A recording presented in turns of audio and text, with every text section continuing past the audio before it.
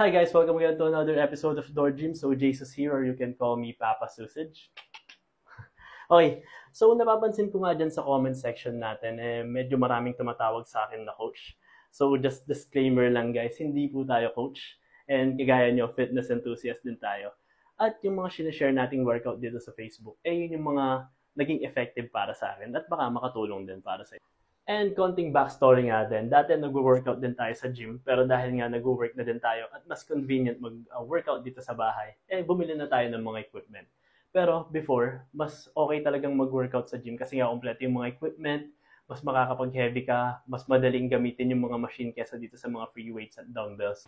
Bukod pa nga doon, mas madaling magpalaki sa gym dahil pwede tayong magbuhat ng mabigat dahil kompleto yung mga weights at pwede tayong tulungan ng mga coaches.